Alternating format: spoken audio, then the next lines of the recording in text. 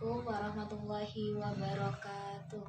Nah, anak-anak, selamat pagi. Semangat dong pagi-pagi untuk menerima pelajaran materi IPA yang akan Ibu jelaskan sebentar lagi. Nah, sebelumnya Ibu akan meminta ketua kelas untuk memimpin doa terlebih dahulu ya. Baik, dipersilahkan. Amin. Nah, selanjutnya Ibu akan mengabsen anak-anak terlebih dahulu ya. Dita, Vika, Jeffrey. Nah, baik, alhamdulillah udah pada masuk semua ya. Ada yang tahu sekarang kita mau belajar materi apa? Ada yang tahu? Ya, benar, Dita. Kita akan belajar tentang sistem perkembangbiakan tumbuhan.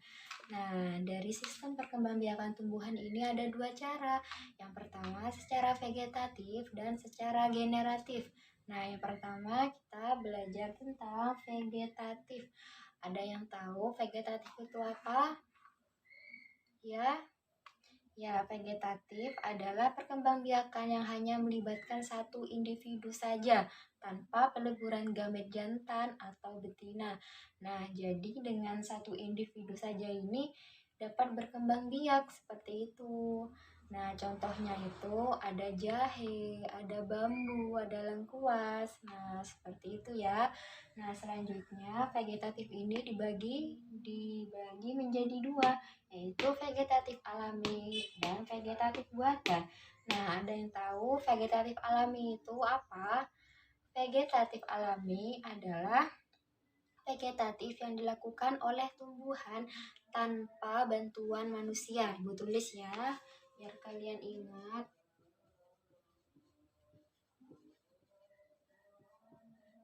Tanpa bantuan manusia. Nah, di vegetatif alami ini ada rizoma atau akar tinggal, ada stolon, umbi lapis, umbi batang, umbi akar, tunas, dan tunas adventif. Nah, yang pertama ada rizoma atau akar tinggal. Ada yang tahu rizoma itu apa? Ya, rizoma adalah bentuk modifikasi dari batang yang menjalar di dalam tanah yang tumbuh mendatar dan biasanya bercabang. Nah, tubuhnya itu berruas-ruas. Coba kalian lihat di telapak tangan kalian. Nah, garis-garis seperti ini yang dinamakan ruas ya. Nah, jadi contoh dari rizoma ini ada jahe, ada kunyit, ada kencur. Nah, seperti itu ya. Ya, terus yang kedua ada stolon atau geragi. Ada yang tahu apa? Ya, stolon atau geragi adalah bagian batang yang menjalar di atas permukaan tanah. Nah, pada bagian luas-luasnya itu muncul akar dan akan tumbuh menjadi individu baru. Nah, contohnya itu ada pegagang dan stroberi. Nah, baik, yang ketiga ada umbi lapis. Nah, apa sih umbi lapis? Ada yang tahu? Apa ada yang udah belajar tadi malam?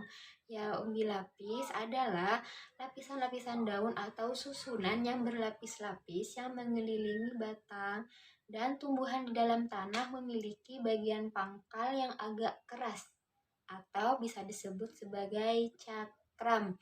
Nah, contohnya yang berlapis-lapis ini itu seperti bawang putih, bawang merah, bawang bombay, dan bunga tulip.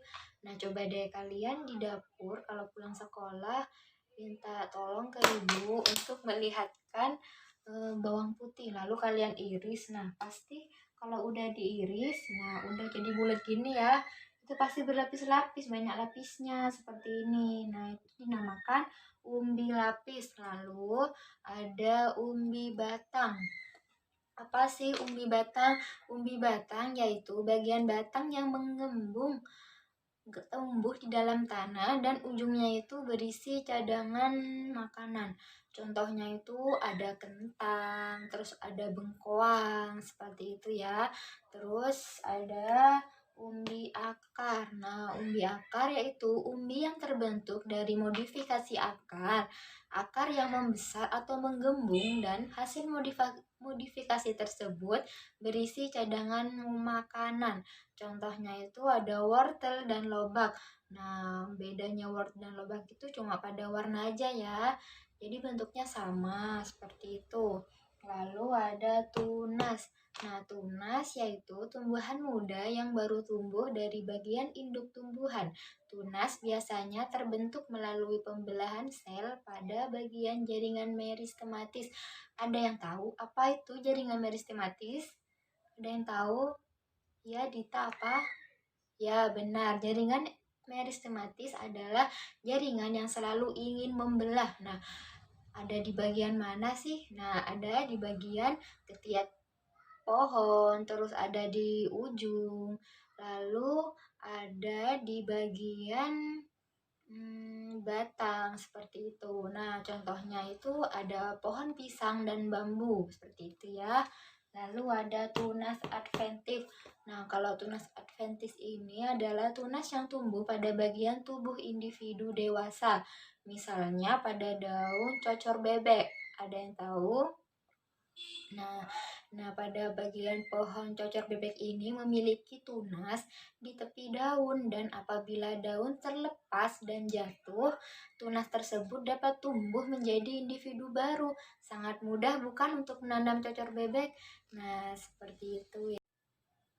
Baik, selanjutnya ada vegetatif buatan, yaitu perkembangbiakan yang dibantu melalui manusia. Nah, kalau alami tanpa bantuan manusia, kalau buatan dapat dibantu oleh manusia. Nah, seperti itu. Yang pertama ada stek. Ada yang tahu stek itu apa? Ya, stek adalah teknik perkembangbiakan tanaman dengan cara memotong bagian tanaman untuk ditanam sehingga akan tumbuh menjadi individu baru. Nah, bagian tanamannya itu bisa berupa akar, daun, atau batang. Nah, contohnya itu pada stek adalah pohon singkong. Nah, singkong bisa dipotong bagian ujungnya menjadi runcing. Nah, kemudian bagian yang diruncing itu ditanam di media tanah. Nah, setelah ditanam, ia akan tumbuh akar-akar baru sehingga akan membentuk individu baru. Seperti itu ya. Lalu yang kedua ada merunduk. Apa sih merunduk? Merunduk atau membengkokkan itu bagian batang atau cabang suatu tumbuhan ke dalam tanah. Nah, jadi cabang dari tanaman yang digunakan untuk merunduk dibenamkan ke dalam tanah. Setelah dibenamkan ke dalam tanah, ia akan tumbuh akar-akar dan setelah tumbuh akar-akar akan dipindah ke tempat yang lain. Nah, sehingga akan menjadi calon individu baru seperti itu. Contohnya ada pada pohon melati, apel, dan alamanda. Lalu yang ketiga ada mencangkok. Apa sih mencangkok? Mencangkok itu adalah membuat perakaran baru di atas permukaan tanah pada batang tanaman. Nah, caranya itu misalnya ya, Ibu gambar ya. Nah, misalnya di sini ada pohon mangga. Nah, jadi pertama kita kasih garis terlebih dahulu untuk memberi cara untuk bisa ngelupas gitu ya. Nah, jadi setelah diberi tanda kulit daun ini, kulit batang dikelupas, lalu setelah dikelupas diisi tanah, setelah diisi tanah lalu dibungkus dengan menggunakan sabut kelapa atau plastik. Nah, seperti itu ya. Nah, jadi setelah itu akan tumbuh akar-akar bagian tersebut dipisahkan. Kemudian akan ditempatkan ke tempat yang baru seperti itu. Contohnya itu kalau mencangkok itu pasti pohon yang berkayu. Contohnya ada pohon mangga, pohon rambutan, dan pohon nangka seperti itu ya. Lalu yang terakhir ada sambung. Sambung itu adalah menyambungkan dua batang tanaman yang sejenis. Contohnya itu pada tanaman singkong. Nah, jadi setelah dipotong ujungnya menjadi runcing, bagian runcing itu disambung pada jenis tanaman yang lain. Setelah itu dibungkus dan menjadi individu baru. Nah, contohnya jika jika kita menyambung mawar putih dan mawar merah, pasti hasilnya akan menjadi mawar berwarna pink seperti itu. Lalu yang kedua itu ada penyerbukan secara generatif. Nah, apa sih penyerbukan secara generatif? Nah, generatif ini adalah perkembangbiakan yang terjadi oleh peleburan antara gamet jantan dan gamet betina. Nah, apabila suatu tumbuhan ingin berkembang biak, nah itu harus melakukan perkembangbiakan secara generatif, yaitu bertemunya antara gamet jantan dan betina. Nah, jadi di perkembangbiakan secara generatif ini terdapat pada tanaman yang memiliki bunga. Jadi, alat perkembangbiakan tumbuhan itu bunga namanya ya. Nah, kalau alat perkembangbiakan tumbuhan pada gamet jantan itu adalah benang sari. Lalu kalau betina itu namanya putik. Nah, seperti itu ya. Jadi di sini saya jelaskan penyerbukan. Penyerbukan adalah peristiwa menempelnya serbuk sari ke kepala putik. Nah, dari proses penyerbukan ini dapat berlangsung secara alami dan buatan seperti itu ya anak-anak. Nah, selanjutnya ada berdasarkan faktor perantaranya. Jadi dalam perkembangan generatif ini perantaranya menggunakan angin atau anemogami. Nah, contohnya itu ada jagung dan padi. Lalu menggunakan perantara hidrogami atau air. Contohnya adalah tanaman berair, yaitu hidrilla. Lalu zodiogami yaitu bantuan hewan. Contohnya ada tanaman mawar, kaktus seperti itu ya. Dan yang terakhir ada antropogami yaitu bantuan manusia. Lalu yang terakhir ada berdasarkan serbuk sari yang jatuh pada kepala putik. Nah, penyerbukannya ini dibagi menjadi 4, yaitu penyerbukan silang, pada sendiri, tetangga, dan bastar. Nah, yang pertama ada penyerbukan sendiri atau autogami. Nah, penyerbukan sendiri atau autogami adalah peristiwa menempelnya serbuk sari ke kepala putik bunga itu sendiri. Nah, seperti itu ya. Jadi, apa perlu Ibu gambar? Jadi, Ibu gambar ya. Jadi, penyerbukan sendiri seperti ini.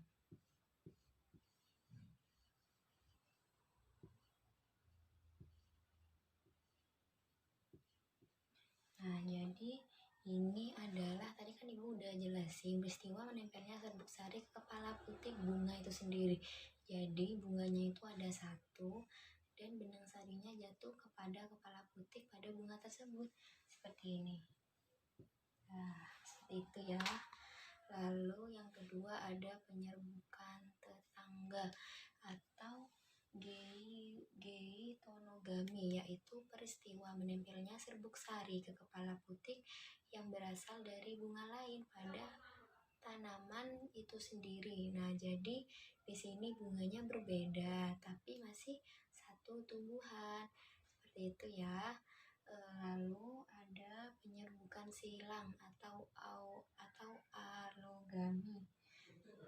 Nah, yaitu peristiwa menempelnya serbuk sari ke kepala putik yang masih berasal dari tumbuhan lain tetapi masih sejenis. Nah, seperti itu ya. Jadi ada dua tanaman yang bersebelahan dengan tanaman yang sama seperti itu. Lalu yang terakhir ada bastar atau hibridogami, yaitu peristiwa menempelnya serbuk sari ke kepala putik tumbuhan lain yang berbeda jenis. Nah, penyerbukan ini tuh jarang sekali terjadi secara alami karena serbuk sari yang berasal dari tumbuhan lain tidak dapat melekat kuat pada kepala putik. Hal tersebut terjadi karena adanya gaya adhesi dan gaya kohesi, yaitu gaya tarik-menarik antara molekul yang berbeda. Nah, biasanya hibridogami ini dibantu oleh manusia.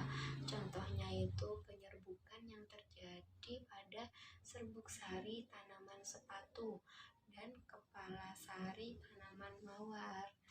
Nah, seperti itu anak-anak. Baik, udah dari tadi Bu jelasin dalam sistem perkembangbiakan tumbuhan ada vegetatif dan generatif, dan di vegetatif ada alami dan buatan ya. Baik, kalian tulis yang dari tadi itu ya. Setelah itu ibu akan memberi kalian tugas satu, sebentar saja, cuma satu, nanti dikumpulkan di kantor di meja ibu ya anak-anak. Ibu tunggu. Baik, disiapkan terlebih dahulu buku dan pensilnya. Ya, soal pertama.